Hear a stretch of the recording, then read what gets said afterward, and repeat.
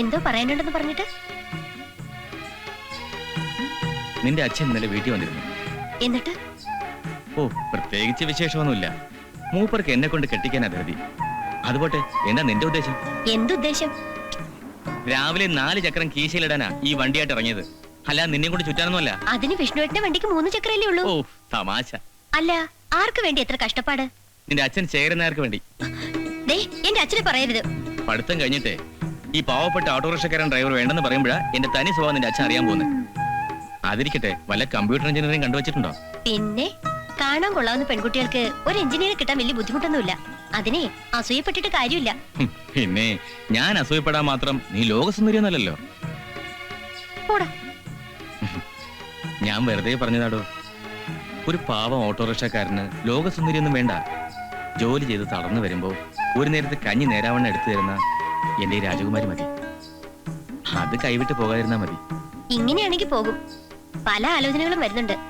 ആരെങ്കിലും വന്ന് കൊടുക്കുന്നതിന് മുൻപ് വേണമെങ്കിൽ കെട്ടിക്കോ. എന്നാ ഇപ്പൊ തന്നെ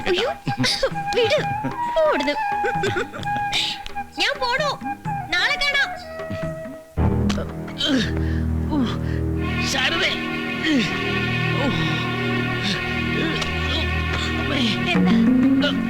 എന്താ പറ്റിയ? വെള്ളം കുറച്ച് വെള്ളം എടുക്ക. അഖിലേ, വരുന്നമ്മേ. വേദന. രമേശ, എന്താ? പോയി അച്ഛനെ വിളിച്ചോണ്ട് വാ. അച്ഛാ, മോളെ, അച്ഛാ.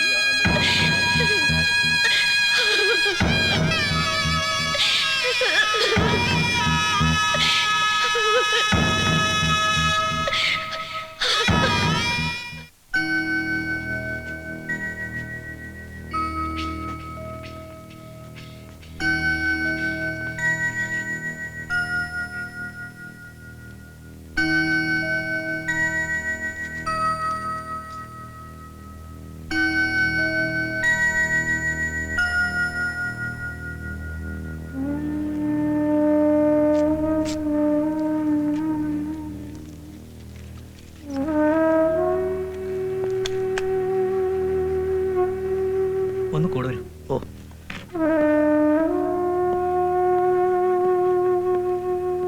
മരുന്നുകൊണ്ട് മാത്രം ശരിയാവണമെന്നില്ല. മനസ്സിനുണ്ടാക്കിയ ആ വേർപാടാ പെട്ടെന്നുള്ള ഷോക്കിന് കാരണം. അതിൽ നിന്ന് റിക്കവർ ചെയ്യാൻ കുറച്ച് സമയം പിടിക്കും. ആരെങ്കിലും അടുത്തുണ്ടാവണം. ഭക്ഷണമോ വെള്ളമോ കഴിക്കാൻ അവർ മടിക്കും. പക്ഷെ അതിന് സമ്മതിക്കരുത്. എന്തെങ്കിലുമൊക്കെ ഇടപെട്ട് കൊടുക്കണം. എന്തെങ്കിലും അത്യാവശ്യം ഉണ്ടെങ്കിൽ എന്നെ വിളിച്ചോളൂ. ഞാൻ ഇറങ്ങട്ടെ.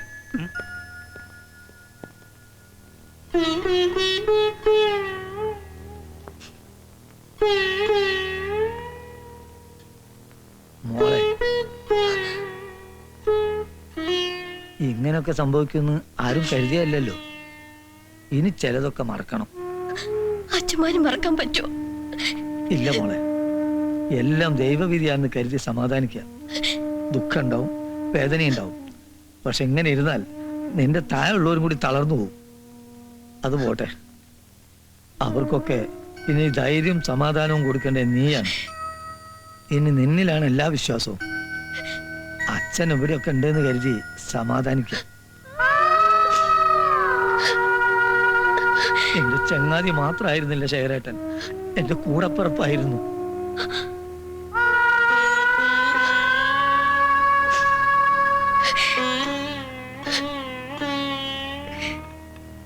ഇന്നലെ ഞാൻ സീ ഫുഡിലെ മാനേജറെയും എംഡിയെയും കണ്ടിരുന്നു. ശേഖരേട്ടന്റെ വേർപാടില് അവർക്ക് വളരെ പ്രയാസമുണ്ട്. അച്ഛന്റെ പേരിൽ കുറച്ച് പണം ഉടനെ കിട്ടും. ആ പണം വാങ്ങി മോൾ അത്യാവശ്യ കാര്യങ്ങളൊക്കെ നടത്തണം. പിന്നെ അച്ഛന്റെ ജോലി അവർ മോക്ക് തരാന്ന് പറഞ്ഞിട്ടുണ്ട്. നിനക്കത് ഈ സന്ദർഭത്തിൽ ഒരു ആശ്വാസമാവും. എനിക്കൊന്നും അറിയില്ല അച്ഛമ്മ. ഒക്കെ ശരിയാവും. മോള് ധൈര്യമായിട്ടിരിക്കേ. ഞങ്ങളൊക്കെ ഇല്ല ഇവിടെ. കരയാണ്ട് ചെന്ന് കുളിച്ച് വല്ലതും കഴിക്കാൻ നോക്ക്. ചെല്ലു മോളെ, ചെല്ല്.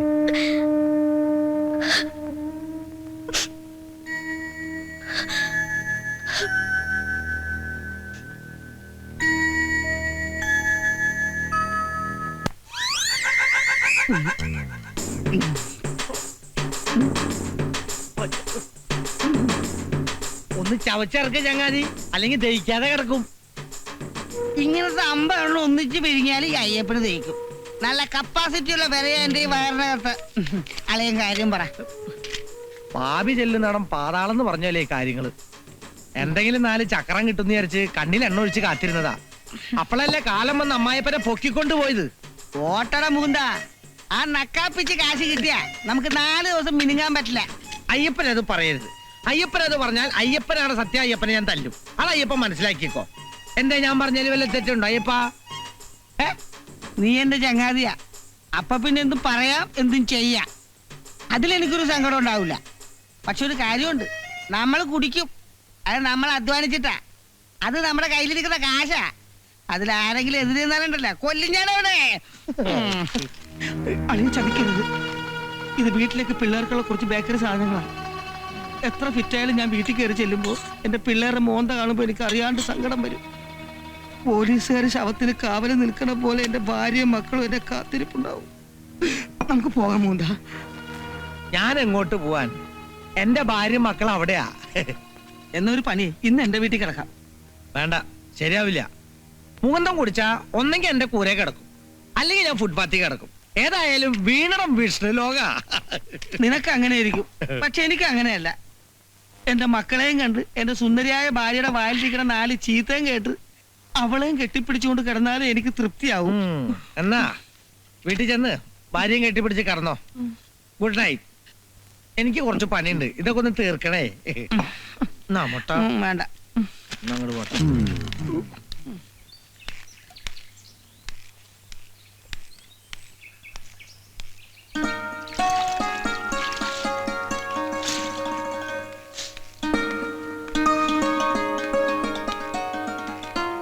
ഞാൻ ഇന്നലെ ടൗണിൽ വെച്ച് എന്റെ അച്ഛന്റെ ഓഫീസിലെ MD കണ്ടിരുന്നു. അച്ഛന്റെ വേക്കൻസി അവിടെ എപ്പോഴും ഒഴിഞ്ഞെടുക്കുക. മറ്റാരെങ്കിലും കയറി പറ്റുന്നതിന് മുമ്പ് മോള് പോയി ജോയിൻ ചെയ്യണം. അവരെപ്പോ വേണമെങ്കിലും ജോയിൻ ചെയ്യാന്ന് പറഞ്ഞിട്ടുണ്ട്. പിന്നെ നമ്മുടെ ഇന്നത്തെ അവസ്ഥയില് മോൾ ആ ജോലിയിൽ പ്രവേശിക്കുന്നത് നല്ലതാ. എന്താ നീ ആലോചിക്കുന്നത്? അമ്മയുടെ ഈ അവസ്ഥയിൽ അതൊന്നും നീ ഇപ്പൊ ആലോചിക്കണ്ട. അമ്മയെ നോക്കാൻ തൽക്കാലം ബിന്ദു കുറച്ച് ദിവസം ഇവിടെ വന്ന് നിൽക്കട്ടെ. പിന്നെ ഞങ്ങളൊക്കെ ഉണ്ടല്ലോ. അച്ചുമാമന് പറയാനുള്ളത് പറഞ്ഞു.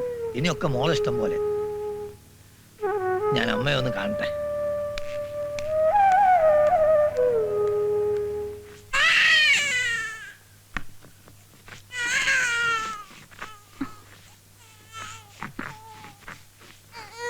അഖിലേ, എന്താ മോളെ എടുത്തേ? ആ